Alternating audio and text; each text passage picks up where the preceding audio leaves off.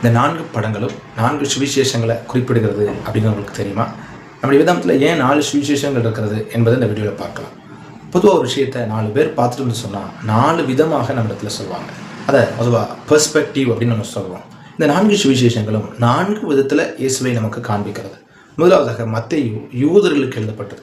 இதில் இயேசுவை அவர் ராஜாவாக சிங்கத்துக்கு ஒப்பிட்டு எழுதுகிறார். அதனால தான் ஆபிரகாமின் குமாரனும் தாவீதின் குமாரனும் ஆகிய இயேசுவின் வம்ச வரலாறு அப்படின்னு துவங்குகிறார். அதே போல தாவீதை வெறுமனே தாவீது என குறிப்பிடாமல் தாவீது ராஜா என குறிப்பிடுகிறார். 2ஆம் அதிகாரத்தில் யூதருக்கு ராஜாவாய் பிறந்திருக்கிறவர் எங்கே என்கிற அந்த கேள்வியையும் அவர் குறிப்பிடுகிறதை நாம் பார்க்கிறோம்.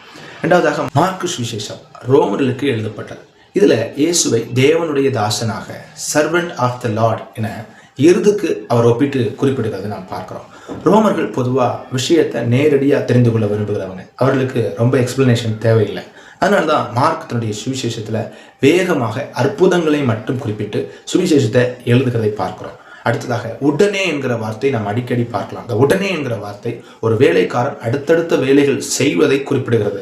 ஏன் எருதுக்கு ஒப்பிடுகிறார் அப்படின்னு சொல்றோம்னா, எருது மிகவும் கடினமாக உழைக்கும், அதே நேரத்தில் பலிமிருகமாக பயன்படுத்தப்படும். இயேசு பார்த்தீங்கன்னா மார்க் சுவிசேஷத்தில் அடுத்தடுத்த ஊழியங்கள் செய்து கொண்டே இருக்கிறவராக குறிப்பிடப்படுவார். இயேசு கூட சொன்னார், ஊழியம் கொள்ளும்படி வராமல் ஊழியம் செய்யவும் ஜீவனை கொடுக்கவும் வந்தேன் என்று மார்க் 10:45 குறிப்பிடுகிறதை பார்க்கிறோம். எனவேதான் இயேசுவை மார்க் தேவனுடைய தாசனாக குறிப்பிடுகிறார். பொதுவாக என்னன்னு பார்த்தீங்கன்னா, அந்த அடிமைக்கு வேலைக்காரனுக்கு எந்த வம்ச வரலாறும் கிடையாது. மார்க் சுவிசேஷத்தில் இயேசுனுடைய வம்ச வரலாறு குறிப்பிடப்படவில்லை என்பது ஒரு குறிப்பிடத்தக்க விஷயம். ஸோ மார்க்கு ரோமருக்கு எழுதப்பட்டது. இயேசுவை தேவனுடைய தாசனாக எருதுக்கு ஒப்பிட்டு எழுதுகிறார். அடுத்ததாக லூகாஸ் விசேஷம். இது பொதுவாக எல்லா ஜனங்களுக்குமாக எழுதப்பட்டது. இதில் அவர் இயேசுவை பூரண புருஷனாக மனுஷனுக்கு ஒப்பிட்டு எழுதுகிறார். இதில் இயேசுடைய வம்ச வரலாறுல ஆதாம் வரைக்கும் லூக்கா குறிப்பிடுவதை பார்க்கிறோம். ஆதாமிலிருந்து வந்த ஒரு மனிதனாக இயேசுவை காண்பிக்கிறார். 4வதாக யோவான் சுவிசேஷம். இது கிரேக்கரில் எழுதப்பட்டது. இதில் இயேசுவை தேவனாக இயேசுடைய தெய்வீகத்தை மையப்படுத்துகிறதை நாம் பார்க்கிறோம். அதனால கழுகுக்கு நாம் ஒப்பிடுகிறோம்.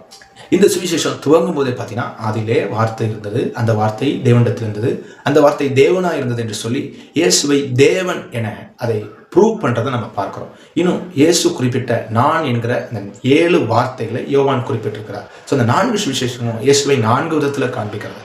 முதல்ல மத்தேயு சுவிசேஷம் இயேசுவை யூதரின் ராஜாவாக, மார்க்கு தேவனுடைய தாசனாக, லூக்கா பூரண புருஷனாக, யோவான் தேவனாக குறிப்பிடுகிறது.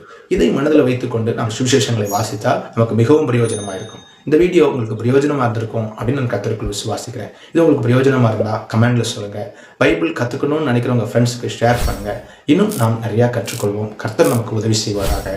Praise the Lord.